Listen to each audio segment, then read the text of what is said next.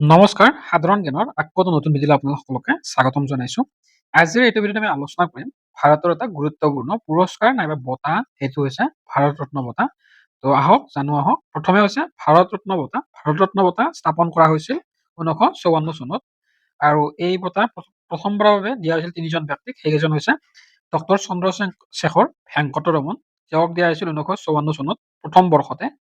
দ্বিতীয় হৈছে চক্ৰৱৰ্তী ৰাজা গোপালাচাৰী, তেওঁক দিয়া হৈছিল 1954 চনত আৰু তিনিজন নম্বৰ ব্যক্তিজন হৈছে ডক্টৰ সৰ্বপল্লী ৰাধাকৃষ্ণন, তেওঁকো দিয়া হৈছিল 1954 চনত।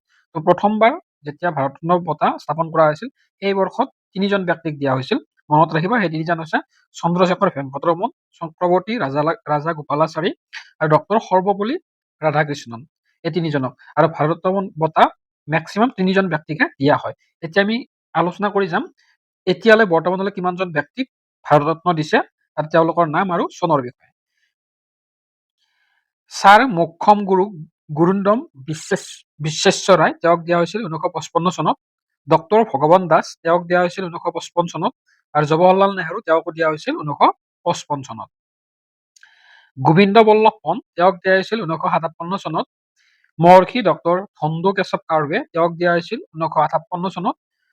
ৰাজাজী পুৰুষোত্তম দাস টণ্ডন, তেওঁক দিয়া হৈছিল 1961 চনত। ডক্টৰ বিধান চন্দ্ৰ ৰায়, তেওঁক দিয়া হৈছিল 1961 চনত।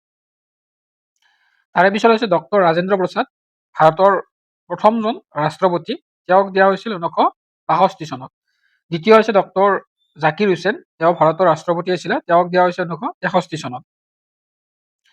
ডক্টৰ পাণ্ডুৰাং বামন কেন, তেওঁক দিয়া হৈছে 1963 চনত। লাল বাহাদুৰ শাস্ত্ৰী, তেওঁক দিয়া হৈছে 1956 চনত। কেতিয়াবা পৰীক্ষাত সোধে যে মৰণোত্তৰ বাবে ভাৰত ৰত্ন দিয়া প্ৰথম ব্যক্তিজন কোন, তেওঁ হৈছে লাল বাহাদুৰ শাস্ত্ৰী, মনত ৰাখিব। তাৰে পিছত হৈছে ইন্দিৰা গান্ধী, ইন্দিৰা গান্ধীক দিয়া হৈছিল 1971 চনত। প্ৰথম মহিলা ভাৰত ৰত্ন প্ৰাপক মহিলা হৈছে ইন্দিৰা গান্ধী, মনত ৰাখিব, তেওঁ পাইছিল 1971 চনত। বাৰাহাগিৰি ভেংকাটাগিৰি, তেওঁক দিয়া হৈছিল 1975 চনত। কুমাৰ স্বামী কামৰাজ, তেওঁক মৰণোত্তৰভাৱে দিয়া হৈছিল 1976 চনত। তাৰে পিছত হৈছে mother Teresa, mother টেৰেছাক Bharat Ratna বঁটা দিয়া হৈছিল 1980 চনত, মনত ৰাখিব, গুৰুত্বপূৰ্ণ প্ৰশ্ন হয়। মাদাৰ টেৰেছাক ভাৰত ৰত্ন বঁটা দিছিল 1980 চনত। আশ্চৰ্য বিনোবা ভাৱে, তেওঁক মৰণোত্তৰভাৱে ভাৰত ৰত্ন প্ৰদান কৰা হৈছিল 1983 চনত। খান আব্দুল গফৰ খান, তেওঁক ভাৰত ৰত্ন প্ৰদান কৰা হৈছিল 1987 চনত। এম গোপালন ৰামচন্দ্ৰন, তেওঁক মৰণোত্তৰভাৱে প্ৰদান কৰা হৈছিল 1988 চনত। ভীমৰাও আম্বেদকাৰ, তেওঁকো মৰণোত্তৰভাৱে প্ৰদান কৰা হৈছিল 1990 চনত। নেলছন মেণ্ডেলা, তেওঁক প্ৰদান কৰা হৈছিল 1990 চনত। মনত ৰাখিব, পৰীক্ষাত সোধে যে ভাৰত ৰত্ন বঁটা প্ৰাপক বিদেশী প্ৰথমজন ব্যক্তি কোন বুলি সোধে, তেওঁ হৈছে নেলছন মেণ্ডেলা। নেলছন মেণ্ডেলাক দিয়া হৈছিল 1990 চনত।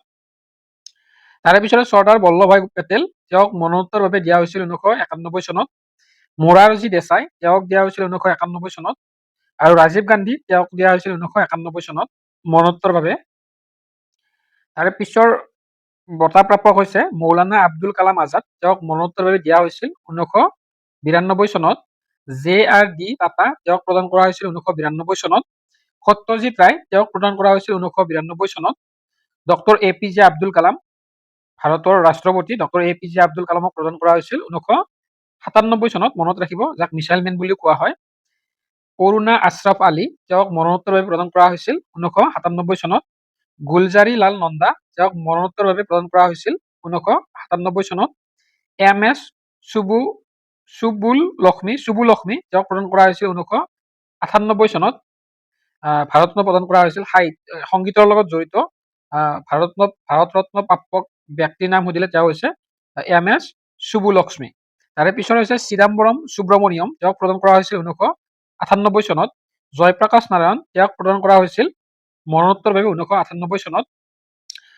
পণ্ডিত ৰবিশংকৰ, তেওঁক প্ৰদান কৰা হৈছিল 1999 চনত। অধ্যাপক অমৰ্ত্য সেন, তেওঁক প্ৰদান কৰা হৈছিল 1999 চনত। অমৰ্ত্য সেনে ভাৰতৰ হৈ অৰ্থনীতি বিজ্ঞানত নোবেল বঁটা লাভ কৰিছিল, মনত ৰাখিব। গোপীনাথ বৰদলৈ, তেওঁক মৰণোত্তৰভাৱে প্ৰদান কৰা হৈছিল 1999 চনত। অসমৰ প্ৰথমগৰাকী ভাৰত ৰত্ন বঁটা প্ৰাপক ব্যক্তি হৈছে গোপীনাথ বৰদলৈ আৰু লগতে স্বাধীন অসমৰ প্ৰথমজন মুখ্যমন্ত্ৰী। মনত ৰাখিব।